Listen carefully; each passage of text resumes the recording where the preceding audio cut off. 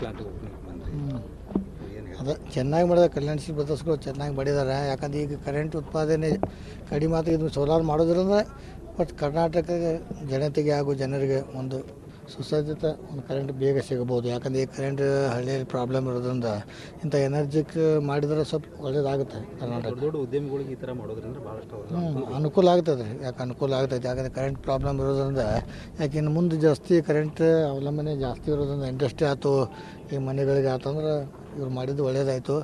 ಇನ್ನೂ ಜಾಸ್ತಿ ಇಂಥವು ಇಂಡಸ್ಟ್ರಿ ಬರಬೇಕು. ಎನರ್ಜಿ ಇಂಡಸ್ಟ್ರಿ ಬಂದರೆ ಮಾತು ಒಳ್ಳೇದಾಗುತ್ತೆ. ಈಗ ಅಧಿವೇಶನ ಸ್ಟಾರ್ಟ್ ಆಗೈತೆ, ತಾವೇನಾದರೂ ಹೋಗಿದ್ರೆ ಇಲ್ಲಿ ಮೊನ್ನೆ ಹೋಗಿದ್ದು ಮತ್ತು ಈ ವೀಕ್ ಹೋಗ್ಬೇಕಾಯ್ತು. ಅದಕ್ಕೆ ಸ್ವಲ್ಪ ಈಗ ಶ್ರಾವಣ ಅವು ಪೂಜಾ ಪಾಠ ಭಾಳ ನಮ್ಮನದ್ಲೆ ಅದಕ್ಕೆ ಹೋಗಿಲ್ಲ ಸರ್. ಜ್ವಲಂತ ಸಮಸ್ಯೆಗಳು ಅಂದರೆ ಉತ್ತರ ಕರ್ನಾಟಕದ ಜ್ವಲಂತ ಸಮಸ್ಯೆಗಳಿದಾವೆ. ಆದರೆ ಯಾವುದೇ ರೀತಿ ಧ್ವನಿ ಎತ್ತನಿಲ್ಲ, ಚರ್ಚೆ ಮಾಡೋನಿಲ್ಲ. ಅಂದರೆ ಇದು ಈ ಸಲನೂ ಏನಾದರೂ ಧ್ವನಿ ಚರ್ಚೆ ಏನು ಮಾಡತ್ತಾರಲ್ಲ, ಚರ್ಚೆ ನಾವು ಮಾಡಬೇಕಂದ್ರೆ ಎಲ್ಲ ಚರ್ಚೆ ಮಾಡತ್ತಾರ. ಅದ್ರ ಬಗ್ಗೆ ಏನು ಯಾಕೆ ಮನೆ ಸಿದ್ದರಾಮಯ್ಯ ಅವರು ಈ ಕರ್ನಾಟಕ ಉತ್ತರ ಕನ್ನಡ ಭಾಗ ಜಾಸ್ತಿ ಫಂಡ್ ಕೊಟ್ಟಿದ್ದಾರೆ. ಇವ್ರು ಸಿ ಎಮ್ ಅಂದವ್ರು ಏನು ಮಾಡ್ತಾರೆ ನೋಡೋಣ ರೀ.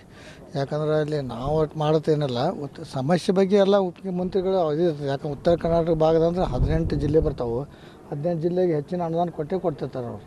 ಈಗ ನಾವೊಬ್ಬರು ಮಾಡೋದು ಇನ್ನೊಬ್ರು ಮಾಡೋದು ಏನಿಲ್ಲ, ಮುಖ್ಯಮಂತ್ರಿಗೆ ಇರ್ತೈತೆ ಅದು. ಯಾಕಂದ್ರೆ ನಾವು ಅರ್ಧ ಭಾಗ ನಮ್ಮ ಉತ್ತರ ಕರ್ನಾಟಕ ಇರೋದ್ರಿಂದ 18 ಜಿಲ್ಲೆ 19 ಜಿಲ್ಲೆ ಹೆಚ್ಚಿನ ಸವಲತ್ತು ಕೊಡ್ತಾರೆ. ಸರ್, ಸಭಾಪತಿ ಬಸವರಾಜ ಹೊರಟ್ಟಿ ಅವ್ರನ್ನ ಏನು ಬೇಕಾದ್ರೆ ಒಂದು ಟಾರ್ಗೆಟ್ ಮಾಡಿದ್ದಾರೆ. ಏನು ಅದು ಗೊತ್ತಲ್ಲ, ಸ್ವಲ್ಪ ಅವ್ರಿಗೆ ಹಿರಿಯರಿದ್ದರೂ ಸ್ವಲ್ಪ ಅವ್ರಿಗೆ ಮನವೊಲಿಸಿಂದ ಮಾಡಬೇಕಾಯ್ತು. ಆದರೂ ಪಾಪ ಅವ್ರಿಗೆ ಅಸಮಾಧಾನ ಆಗೈತೆ ಅಂತ ಹೇಳ್ತಾರೆ. ಆದರೆ ಬೇಗ ನಿರ್ಧಾರ ಆಯ್ತು ಅಂತ ನಮ್ಮ ಅನಿಸಿಕೆ. ಸರ್, ನಾಗೇಂದ್ರ ರಾಜೀನಾಮೆ ಬಿಜೆಪಿ ಅವ್ರು ಕೇಳತ್ತಾರೆ ಸರ್. ಆರೋಪ ಅದು ನೋಡಬೇಕಾದ ಕೋರ್ಟಲ್ಲಿ ಏನಿದೆ ಅದು ನಮಗೆ ಅಷ್ಟು ಮಾಹಿತಿ ಇಲ್ಲ ಅದು. ಆದರೆ ಏನು ಇವ್ರು ಬಿ ಜೆ ಪಿ ಅವರು ರಾಜೀನಾಮೆ ಕೊಡ್ಬೇಕಂತಾರು, ಕಾಂಗ್ರೆಸ್ದವ್ರು ಹೇಳ್ತಾರೆ ಇಲ್ಲ ಅವರು ಎಲ್ಲ ಕೋರ್ಟ್ದಿಂದ ಎಲ್ಲ ಇದನ್ನ ತೊಗೊಂಡು ಬಂದಿದ್ದಾರೆ, ಜಾಮೀನು ತೊಗೊಂಬಂದಾರೆ, ಈಗ ಇದೆಲ್ಲ ಅದೆಲ್ಲ ಇವ್ರು ಹೇಳ್ತಾರೆ. ಅದ್ರ ಬಗ್ಗೆ ಅಷ್ಟೇ ನಮ್ಮ ಮಾಹಿತಿ ಇಲ್ಲ ಸರ್. ಮಹಿಳೆಯರಿಗೆ ಮಂತ್ರಿ ಸ್ಥಾನ ಇನ್ನೂ ಕೊಟ್ಟಿಲ್ಲ, ಕೊಡ್ಬೋದು. ಕೊಡ್ತಾರೆ, 4 ಜನ ಅದಾರತ್ರೆ ಕೊಡ್ಬೋದು. ಅದು ಕಾಂಗ್ರೆಸ್ ಪಕ್ಷದ ಇದ್ದದು, ಅದು ಯಾರಿಗೆ ಕೊಡ್ತಾರೆ ನೋಡ್ಬೇಕು. ಅಂದ್ರೆ ಮತ್ತೇನೋ ಹಳಬರಿಗೆ ಏನಾದ್ರು ಮತ್ತೆ ಮುಂದುವರಿಸಿ ಯಾರಿಗೆ ಕೊಟ್ಟರೆ ಮಹಿಳೆಯರಿಗೆ ಕೊಡಬೇಕಲ್ಲ. ಇನ್ನೂ 4 ಜನ ಅದಾರೆ, ಅವ್ರು ಕೊಡ್ತೋತಾರೆ. ಯಾರಿಗೆ ಕೊಡ್ತಾರೆ ನಮಗೇನು ಮಾಹಿತಿ ಇಲ್ಲ ಸರ್. ಈಗೇನಂತಾರೆ ಒಂದು ಕಡೆ ಸೌದಿಯವ್ರಿಗೆ ಕೊಟ್ಟದ್ದ ಅಂದ್ರೆ ಜಾರಕಿಹೊಳಿಗಳಿಗೆ ಟಾರ್ಗೆಟ್ ಮಾಡಿ ಏನಾದರೂ ಕೊಟ್ಟರೆ ಇಲ್ಲ, ಹಾಗೇನಿಲ್ಲ. ಸೌದಿಯವ್ರು ಮತ್ತು ಅವರು ಅತನಿ ಭಾಗ ಮತ್ತು ಅವರು ಫಸ್ಟ್ ಕಾಂಗ್ರೆಸ್ ಕೊಡ್ತು ಅಂತ ಕೊಟ್ಟಿದ್ದಾರೆ ಅಷ್ಟೇ. ಅದು ಯಾರು ನಾವು ಜಾರಕಿಹೊಳಿ ಟಾರ್ಗೆಟ್ ಇಲ್ಲ, ಸೌದಿ ಟಾರ್ಗೆಟ್ ಇಲ್ಲ, ಏನಿಲ್ಲ. ಅಂದರೆ ಎಲ್ಲೋ ಒಂದು ಕಡೆ ನೋಡ್ರಿ, ಈ ಕಡೆ ಕುರ್ಚಿ ಶಾಸಕರು ಕೂಡ ಅದ್ದೂರಿಯಾಗಿ ಅವ್ರನ್ನ ಸ್ವಾಗತ ಮಾಡ್ಕೊಂಡ್ರು, ಇದನ್ನು ಮಾಡಿದ್ರು.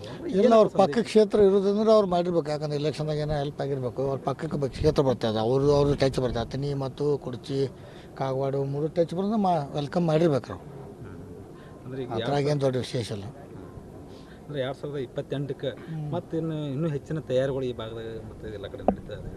ನೋಡ್ಬೇಕು 2028ಗೆ ಹೆಂಗೆ ಎಲೆಕ್ಷನ್ ಆಗುತ್ತೆ ನೋಡ್ಬೇಕು. ಕಳೆದ ಬಾರಿ BJP ತಪ್ಪು ನಿರ್ಧಾರ ಅವ್ರ ಪಕ್ಷ ಅಧಿಕಾರ ಕಳ್ಕೊಬೇಕಾಯ್ತು. ಈಗ ಇವ್ರು ಕಾಂಗ್ರೆಸ್ ಅವ್ರು ಏನು ಮಾಡ್ತಾರೆ ನೋಡಿ. ಮುಂದಿನ ದಿನ ಮೇಲೆ ಇವ್ರು ಹೆಂಗೆ ಡೆವಲಪ್ ಮಾಡ್ತಾರೋ, ಹೆಂಗೆ ಎಲ್ಲ ಜನರಿಗೆ ಮೂಲ ಸೌಕರ್ಯ ಕೊಡ್ತಾರೋ ಅದ್ರ